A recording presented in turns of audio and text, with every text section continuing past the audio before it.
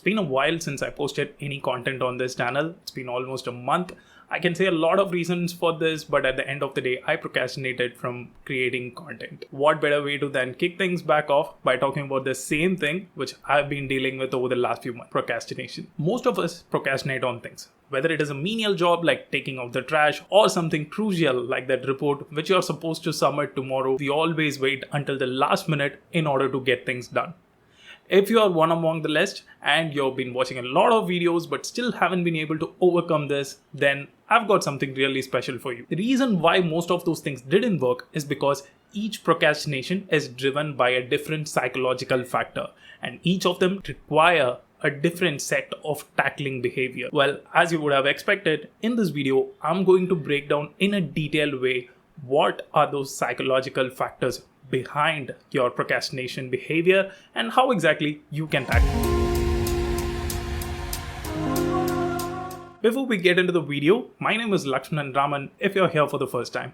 I'm a digital marketer, and in this channel, we talk about marketing, technology, and anything that has to do with growth. So please do go ahead and leave a like, subscribe, and if possible, share it with some of your friends as well so that I'll be motivated to make more videos like this. Alright, let's look into the first factor: the perfectionist. I started this YouTube channel back in 2012 or 2013 just to experiment how exactly the platform works. Fast forward, the first proper produced video was published on December 2021. Since then, I've been struggling with myself in order to go ahead and start creating consistently, but I always waited for the perfect gear, perfect lighting, and the perfect audio system so that I can go ahead and start producing the perfect content which I would be satisfied with.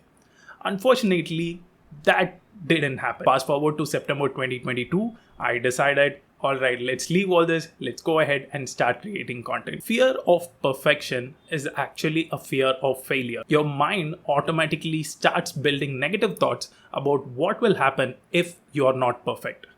Perfection is actually a myth. Like, for example, if you take this video, it is certainly better than the first video which I ever created, but it's still not perfect. So perfectionism is actually a path which you have to move towards. And if you're someone who has been waiting for something, a gadget, a particular software, or anything that would actually drive you in order to kickstart something, then you have to talk yourself out of it. The best way to do this is to picture all the positive things that would happen. We all have a competitive advantage. For example, I can talk freely in front of the camera. Even though I don't have good gear at the moment, I can still use this as my competitive advantage to get started with it. Similarly, find your competitive advantage and imagine what positive things can happen if you could put that into use. This is something that would happen by practice, but if you feel that you're waiting for something in order to get started on something or get going on something, then I would strongly recommend trying this experiment out and come over your procrastination. The second character is the strategist. Too much thoughts and little to no action. Let's take the YouTube channel for an example. Or probably you want to start a new business. Immediately in the next 5 days, you start thinking too much about the business that you end up having like 10 other business ideas with you.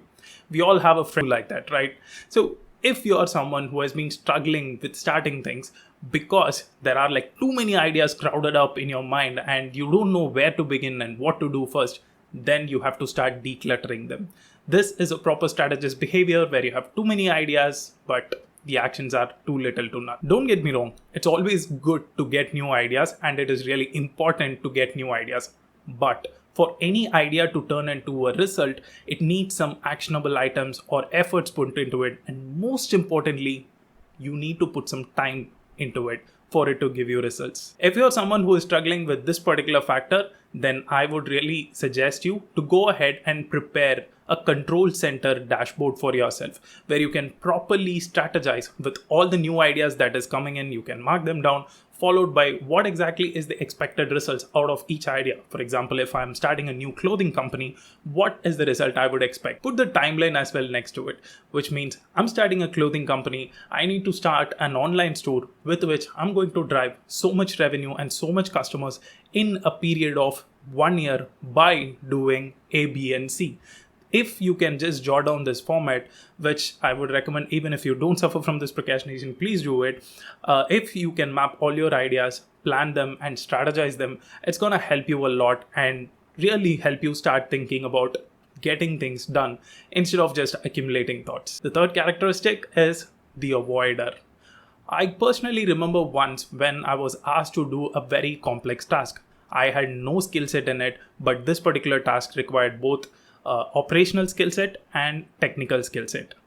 Because I didn't have either of them, I ended up in a situation where I started completely procrastinating about it. I did not start the task until the very last day, and eventually I had to go myself and get started on it. You wouldn't believe it, the entire task took me under 2 hours to complete. I've been procrastinating on it for almost 30 days and it took me just 2 hours to complete it. Now, this is a very classic factor. You think of a task and it looks huge because you don't have a clear idea on how exactly you're going to accomplish it. And because of that, your mind automatically builds up the complexity of the task, even though the task might not be really that complex in reality. Now, to avoid this, whenever you come across such complex tasks, I would recommend you to break it down into smaller steps. For example, I was asked to do a CRM integration and customization, for which I wanted to understand how the existing data has been collected, what is the existing format, how should the new CRM look like, and what are the properties I need to create for it, and how to make everything gel with one another and make it work properly. So all these were classified into 7 different steps. I just went on to YouTube, started searching, started reading, started talking to people, and eventually I got that done. Similarly, whenever you end up in a task which you're not familiar with, which you had no clue how exactly to do, or something you're doing it for the first time, make sure you break it down into pieces and approach it one by one. Let's talk about number 4, the busy bee. Yes, this is a combination of both the strategist and the avoider. And there is a good chance you might be a busy bee, but you don't know it yourself yet because someone hasn't pointed out it yet, or you might not have realized it yourself yet. So listen closely. The busy bee, like I said, is a combination of both the strategist and the avoider. They have a lot of ideas, they have a lot of complex things to do, and at the end of the day, they still try to do all those complex tasks and try to execute all those ideas. This might seem like a good thing to do, but until you hit the real problem, which is prioritizing things. Because you're busy the whole day doing a lot of tasks, some of the things which needs priority is going to get subsumed, or when you try to attend them, you don't have the energy which you have. Like, we are all humans at the end of the day, right? So you don't have the required energy in order to attend these tasks and give them the energy which they deserve. This is a complex behavior which you might experience with a lot of founders and CEOs. I personally have worked with a lot of CEOs with whom I have encountered this situation, wherein they start small, they try to do everything by their hand, and once they start growing, they fail to delegate the task to other people. Because of this, they turn into a bottleneck. That's where everything begins to stall. How exactly to tackle them? This is my personal advice to you. Just focus on 2 metrics. Just 2 metrics. In the initial example, if you remember, I want to start a clothing company.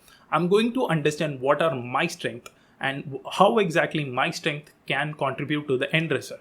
Now, as a business owner, my main objective is probably to increase the revenue, but it might require marketing and I might not be good at marketing.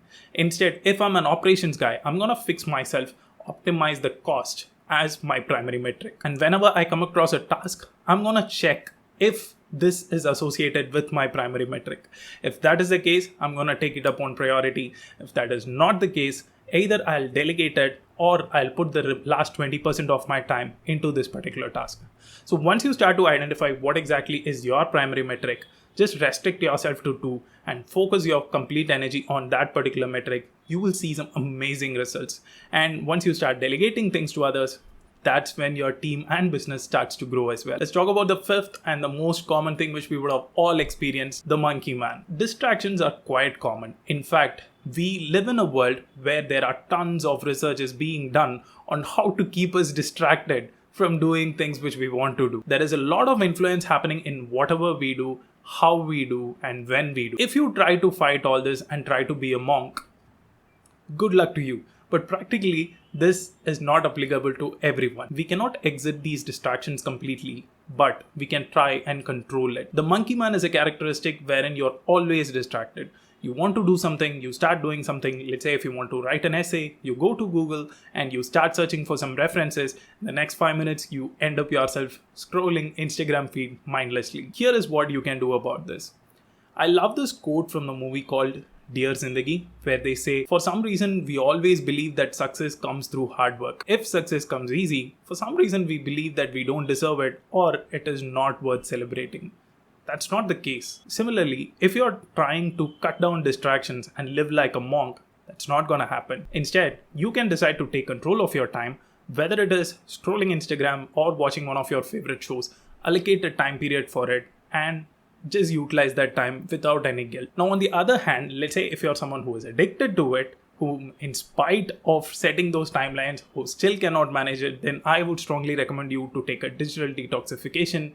Yes, you can check YouTube in order to understand what exactly this is and go through that particular cycle every now and then in order to overcome these distractions. Well, there you go. These are the common 5 psychological factors that usually drive procrastination.